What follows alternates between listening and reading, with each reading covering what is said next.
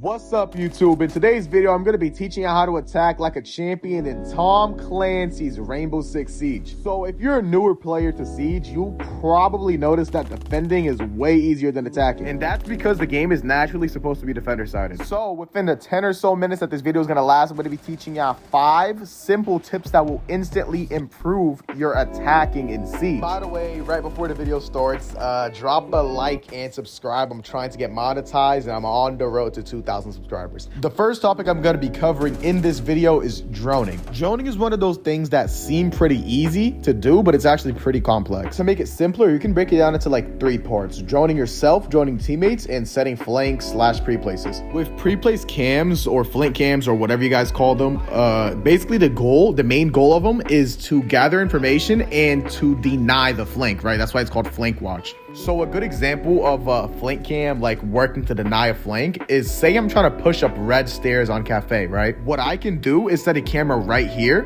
and make the enemy shoot the camera before they end up shooting me. Right, so say they have a vigil or something and they're trying to flank, they'll get scared and back off, or they'll shoot the camera and inform you that they're there. That way it makes it so where you're not scared or like, you know, taken aback by the flank. The second part of droning is droning yourself. So the best way to efficiently drone yourself into something is setting first a pre-placed camera, and then the second after you have that camera, when the actual game starts, what you need to do is you need to drone the most common angles that people play on. So for example, say I'm trying to push through the bake double door, right, on Cafe Dostoevsky. There's only 2 angles that people will usually play, which is the little pixel onto the double door and the display area. But even after you check the common angles, you still have to drone the rest of the room. For example, like if you don't drone the left side, you might not see that there's somebody on the rotate, and then you might get picked off of that. Just because you decide to not take that extra 2 seconds of droning, that could end up in your death. So make sure to just always completely drone everything out in the room that you're going to push at least. Then once you're done droning that room and you end up taking the map control from that room, you need to drone again and repeat the same process. So that's the basics of droning yourself in. Now moving on to teammates. When you're droning a teammate in, the first thing you want to do is ask them what they want to push. So for example, if they're on RAM and they want to push into the train area to get vert, then you need to fully drone that out, set a pre-place, etc, etc, etc. You need to extensively drone for your teammates, because when it comes to droning a teammate, you're not going to be actively droning them. You're going to get intel, and then they're going to have to act off that intel basically immediately, because it's going to be unupdated intel if they don't act off of it. And chances are you're not going to spend the whole round droning them in, so they need to be as fast as possible. So you need to be also as efficient as possible when it comes to your droning.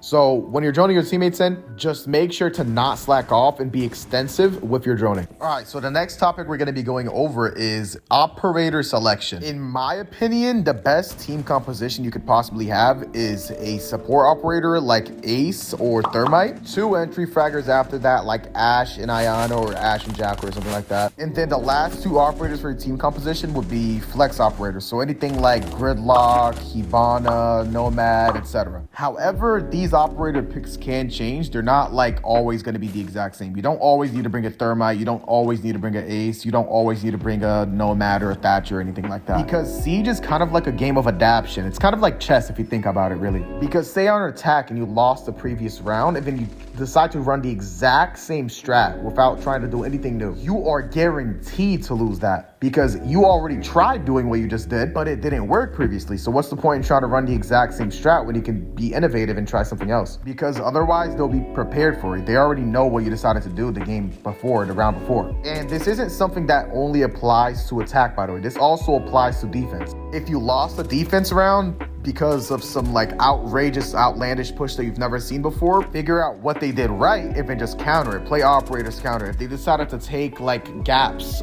in your defense, like they decided to push the opposite side of the map and take all that map control, run a trapper operator and play back there or something like that, you know? All you need to do is adapt to the opponent's strats and it'll like throw them off their game. It'll like confuse them and shit, you know what I'm saying? All right, so now that you're off the drone phase and you're going into the actual round, the first thing you need to do is advise a push and communicate with your team. So say that the defending team decides to go like basement first on bank. What you can do is try to go for a pretty default play, right? So bring a Hibana and a Thatcher to go upstairs together. They open the hatches, they start applying ghost pressure, right, after opening up every hatch. And then you or someone else on your team can bring something like a Monty to start pushing up dirt And while the Monty is applying the pressure to the opposite team, right, the defending team, Ace is opening up the walls and Nomad is covering a flank. And since the sidewalls and server are now open, Monty can go ahead and turtle plant while Ace charges out the mirror. That's just an example of a push, right? But notice how that's like organized, it's clean, it's concise, and it's efficient. The efficiency of these takes makes it so where it's very hard for a defender to find a gap, which is basically like a mistake or something that they can exploit in your attack to use against you. But the only way these takes work is if the entire team is giving good communications the entire time. Everyone's actively saying what they're gonna do. Everyone's actively giving comms, right? So whatever intel you get off of droning, or you see someone to take a gunfight, you say they're like 30 HP, 1 bullet. You see someone sitting somewhere on a drone, you give the comm out loud. You don't just say, on my ping, on my ping. For example, like if you see somebody on a cafe, right? They're below the little hatch area, new balk. You don't just say, on my ping, on my ping. You say, on new balk, swinging cocktail or some shit like that. You know what I'm saying?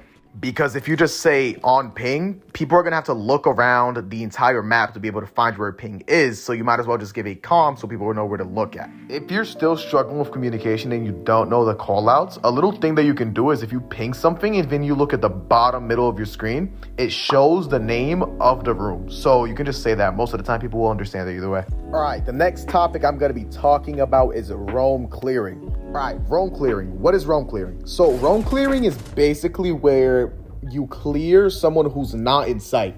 So every single game, usually there's going to be someone that's not playing within the bomb site and is either playing on a pivotal position near it. For example, on coastline, someone's usually playing by aqua aquarium and luggage, or someone's usually playing by the Cool Vibes rotate, right? And Cool Vibes is not in sight.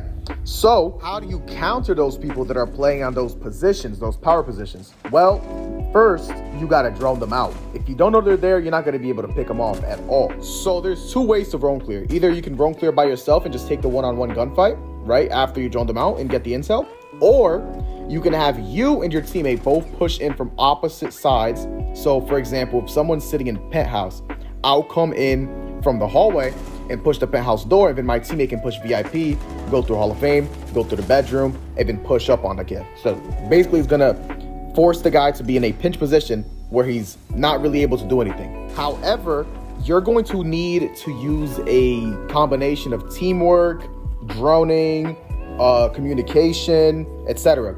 But don't fret, brother, because those are all things that I already covered. So you don't even need to tweak about it, to be honest. All you got to do is combine all the stuff that I already taught you. So as long as you paid attention to the video, you'll be good on roam clearing. Oh, one more thing. If they're running something like a Caveira, you can always just counter with demos. So make sure that you're combining your operator selection with something that can counter a roamer, like a specific roamer. For example, if you're being a lion and a Dokkaebi while they have a vigil, you can actually see vigil's ability being activated. So IQ was able to calm where the roamer is, like, exactly without having to drone. So for the next and final tip, I'm going to combine two things into one: pushing into sight and post blend.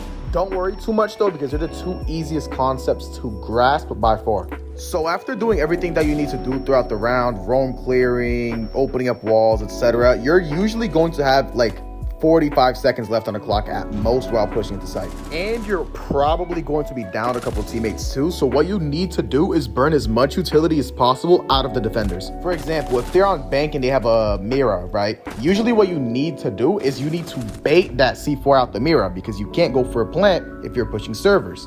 Then after you burn their utility, you need to start burning yours. So for example, if you have smokes or something, go for a plant. If you have impact EMPs and there's like an Aruni gate on the door that you're trying to push, use them, because you have a very limited amount of time to make the play that could possibly lose you or win you the game. After you burn their utility, after you use your utility and you get the plant down, you should be playing extremely passive. Usually on attack, the clock is on the defender side, right? You're playing against the time.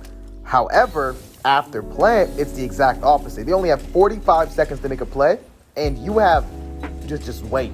All you gotta do is wait for a sound cue to swing up or something like that. Play passive, only swing when you need to. But that does not mean that you should only be playing passive after post plant. You still should be applying some type of pressure.